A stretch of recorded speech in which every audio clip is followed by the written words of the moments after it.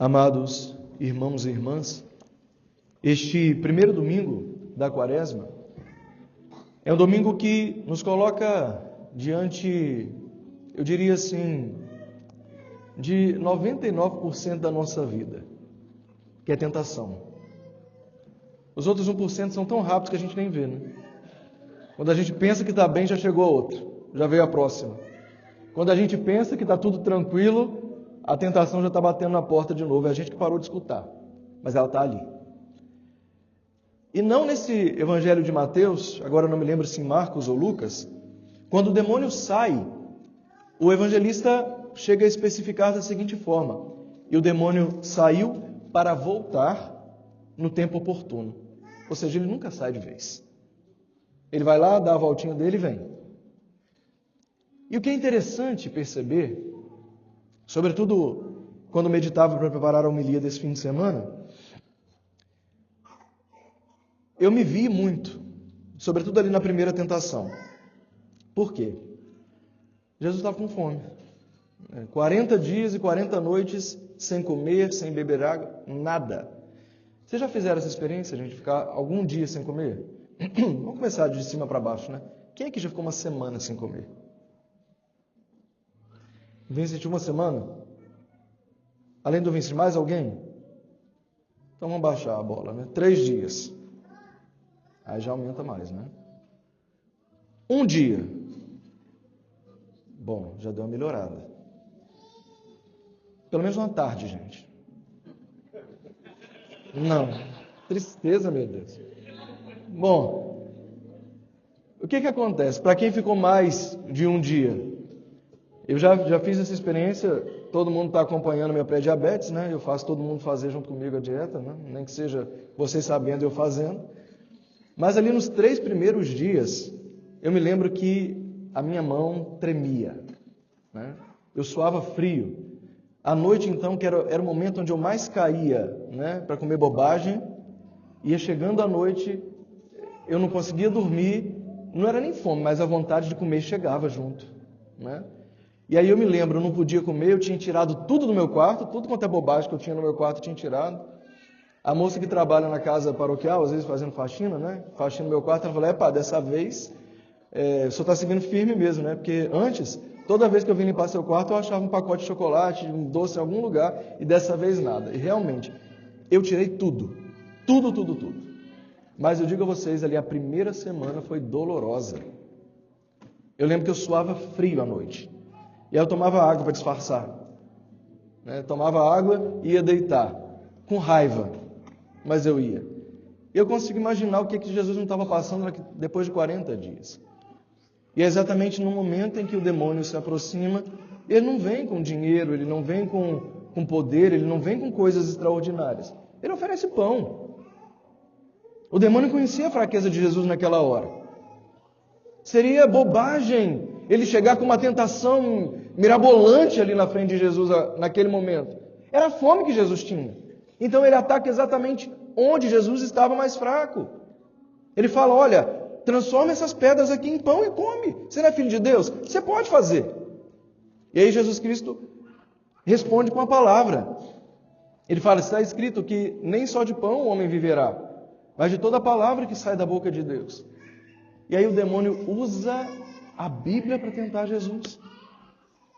Percebam isso. O demônio sabe a Bíblia melhor do que cada um de nós aqui. Ele conhece versículo por versículo. E ele ousa usar a palavra de Deus contra Jesus Cristo, que é a palavra de Deus encarnada. Olha isso. Olha a ousadia dele. Ele vai à palavra para poder dizer a Jesus: bem, então vem aqui, se joga, porque está escrito que ele vai mandar os anjos para te guardar. Olha a astúcia do demônio. E nesse ponto eu parei para meditar. E eu parei um tempinho aqui. Que existe um problema muito sério durante as nossas tentações, que é a gente deixar o demônio falar com a gente. É a gente começar a querer conversar com ele. A dizer que a gente pode mais, que a gente sabe mais, que a gente é forte. Não, aqui eu não caio, eu já superei esse pecado. Superou nada, você vai cair de novo. Não dialogue com a tentação. Não negocie com o tentador. Ele nos conhece melhor que nós mesmos. Ele sabe aquilo que nos afeta. Ele conhece as nossas fraquezas. Assim como ele conhecia aquilo que Jesus Cristo estava passando naquele momento. E ele usa até mesmo a palavra de Deus contra nós, se nós permitirmos. E aqui está, meus irmãos, com ele ali, você tem que cortar na raiz. Quando ele tentou com os pães, Jesus foi direto. Não é isso. Depois ele vem com a palavra, não é. Jesus cortava, Jesus não dava papo, Jesus não deu conversa, Jesus não entrou na dele. E nós também não devemos entrar. Nós precisamos parar com esse negócio. É só um pouquinho. Gente, um pouquinho abre a porta para uma avalanche. Todo mundo aqui já viu na infância, né? Desenhos onde a gente vai vendo a bola de neve. Começa com um floquinho que caiu e levou outro e outro e outro. Quando você vai ver, o negócio está gigante. Mas tudo começa com um floquinho. Começa com um pouquinho que cai e a gente às vezes vai deixando. Não se negocia com o tentador. E por que eu estou dizendo isso? Porque o tentador não pode nos obrigar a pecar. E diante de Deus você não vai poder culpar o tentador. Aprendam isso. A gente pode usar o demônio como desculpa para a nossa mente, para massagear a nossa consciência, para nos justificar diante dos outros, mas diante de Deus não. Porque Deus não deu a ele permissão de nos obrigar a nada. Ele prepara a cama, mas a gente quer que deita. Ele sabe jogar com os nossos sentidos, ele sabe jogar com os nossos sentimentos, ele sabe jogar com as nossas fraquezas, ele sabe. E ele sabe como fazer a coisa bem feita. Agora, meus irmãos, ele não pode nos obrigar. E isso fica muito claro para nós nas duas situações que nós vimos, seja na primeira leitura, seja no Evangelho, que são situações muito parecidas. O demônio mostra a sua face sedutora. Na primeira leitura, para os nossos primeiros pais, não é isso? Ele foi na fraqueza também. Ele chegou para Eva e começou a seduzir Eva no orgulho. Ele foi dizendo, ele foi elogiando o paraíso, foi elogiando Eva, foi falando do que Deus fez. E aí ele chega no momento em que ele joga. Vocês podem comer de tudo, né? E Eva conversou com ele. Era a hora do corte. Não era a hora de conversar. Não era a hora de dizer, não, Deus falou que eu não posso comer. Acabou, não tem conversa. É tudo muito lindo, a gente está aqui, a gente está bem. Acabou. A gente precisa aprender a botar ponto final nas coisas, gente. E nós que somos brasileiros temos uma dificuldade um pouquinho maior que isso, né? Porque a gente para despedir leva 3 horas. Imagina botar um ponto final em certas coisas. A gente quer fazer tudo bem. Ontem, aliás, agora há pouco, o Padre Theo estava rindo comigo na cozinha. Na cozinha não, eu estava indo pegar minhas batinas que tinha botado para lavar. E a gente se encontrou no corredor. Ele estava falando, nossa gente, o português, vocês brasileiros, vocês são doces até para falar com o demônio, né? Vai-te embora, Satanás, vai diabo. E ele ria, porque ele acha o português doce, ele acha que os brasileiros são doces demais, que a gente é muito suave até para brigar, né? Eu lembro na Sexta-feira Santa, ele falou assim, como é que vocês falam? Crucifica-lo. Eu falei, crucifica-o. Ele, não, isso é muito fraco. E parece que isso, de fato, faz parte do nosso temperamento, né? Essa questão de querer botar panos quentes em tudo, fazer de tudo para amenizar um não, né? A gente tem muita dificuldade para falar não. A gente dificilmente fala, vou ver, eu te falo, né? Não, a gente vai conversando. Não, vou sim, não aparece. A gente não tem aquela coisa de botar um ponto final. E essa dificuldade diante do pecado, meus irmãos, nós não podemos ter. Não podemos ter. A gente precisa aprender a botar um ponto final em certas coisas na nossa vida. A gente precisa fazer isso. Porque ou a gente faz isso ou é derrota na certa. Se eu não boto um ponto final, a reticência destrói minha vida. Se você não botar um ponto final em certas coisas, a reticência pode destruir sua família. Se você não bota um ponto final hoje na educação de seus filhos, a reticência pode tirá-los de você daqui a alguns anos. Se você não colocar um ponto final em certas coisas, a reticência pode te roubar até mesmo o céu. Isso é fato. A gente precisa aprender a não negociar. Porque há coisas na vida que não são negociáveis. Simplesmente não são. E Jesus nos mostra isso, sabe por quê? Porque Jesus venceu no deserto e Eva foi derrotada no paraíso. Não é o lugar onde a gente está, é a disposição do nosso coração em negociar. Ela estava no lugar mais perfeito que Deus criou e ainda assim perdeu. Jesus entrou no pior lugar da face da terra e saiu vencedor. Porque nós deveríamos e devemos evitar alguns lugares pela nossa salvação, isso é verdade. Mas, meus irmãos, nem sempre nós poderemos evitar. Eu vou dizer uma coisa para vocês que é muito séria. Às vezes o lugar onde você trabalha é a sua prova diária. E você simplesmente não pode não ir. Faça do seu trabalho o seu deserto. Saiba que o tentador vai estar lá, mas não negocie com ele. Não permita que ele tire a sua paciência. Quando você perceber que está chegando no ponto, sai de perto. Reza, não responda, guarde o silêncio. A forma como a gente responde, isso aí, gente, é decisão nossa. As provocações vão chegar. A gente pode explodir ou a gente pode debochar e rir. Porque há pessoas que são desarmadas diante de um deboche. Quando a pessoa quer te provocar e você não explode, você ri dela, acabou a graça para ela. É aquele momento em que você fala, está escrito isso? Mas também está escrito que a gente não deve tentar o Senhor nosso Deus. É Jesus dando uma rasteira no demônio. Jesus ali foi, pá, pum, acabou. E a gente precisa aprender a fazer isso. Dentro da nossa casa, meus irmãos, nós somos tentados a todo momento. A todo momento. E eu digo a vocês se recordam, eu falava na quarta-feira, o jejum da paciência. Eu acho que hoje a grande tentação em todas as casas é a falta de paciência.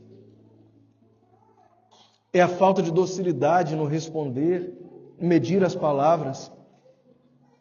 Olhar para o outro e entender que ali está alguém que Deus colocou ao seu lado, não é alguém que está ali para poder pisar no seu calo o tempo todo. É mudar o tom da voz, é mudar as palavras que a gente fala. É naquele momento em que a gente reage. Tentação não é pecado, lembre-se disso. Enquanto você está sendo tentado, não há problema. O problema, o pecado está na resposta que eu dou à tentação. Aí entra o problema.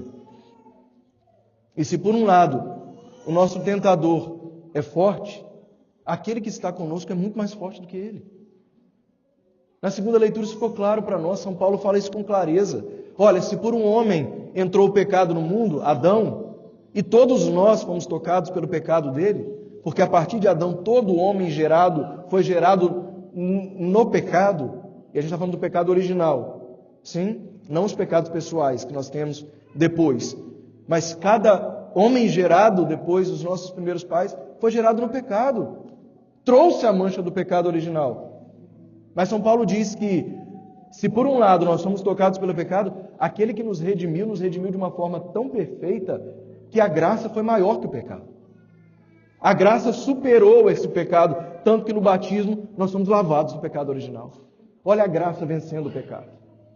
Olha a graça de Cristo sendo maior do que o poder do tentador. Olha a graça de Cristo superando aquele que pode sim nos fazer perder a alma, mas o Senhor nos mostra, é possível não cair. É possível vencer. Ainda que na pior condição, ainda que no pior lugar, é possível vencer, meus irmãos. Sempre será possível.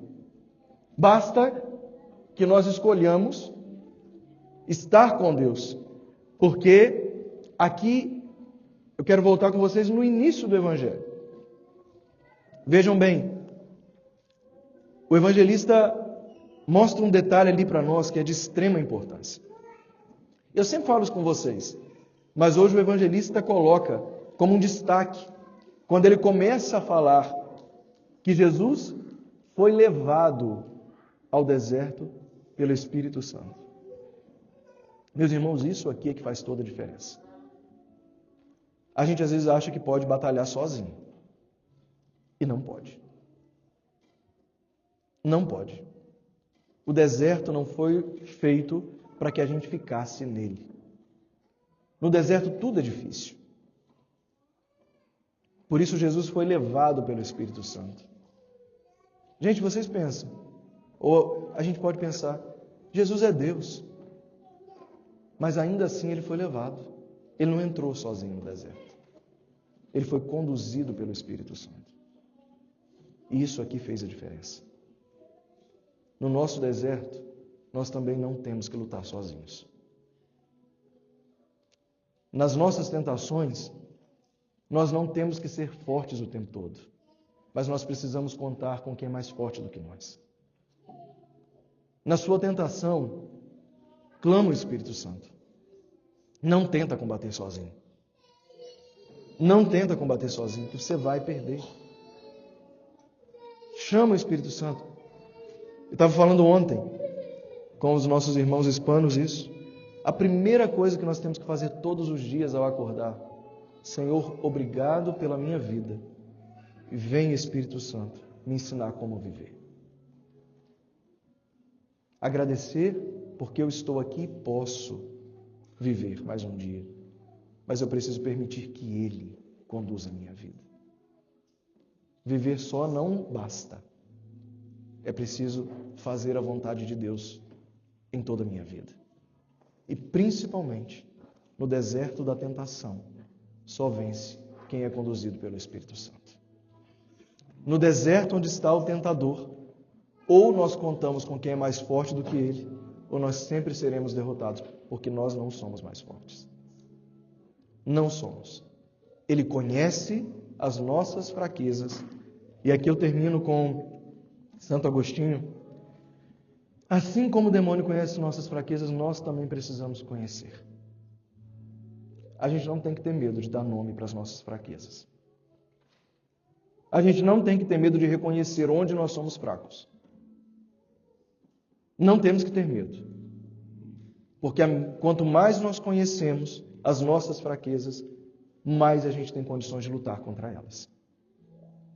Quanto mais você conhece o seu inimigo, mais fácil é derrotá-lo. Santo Agostinho fala: conhece-te, aceita-te, supera-te. Conhecer não é para dar a desculpa de que eu sou assim.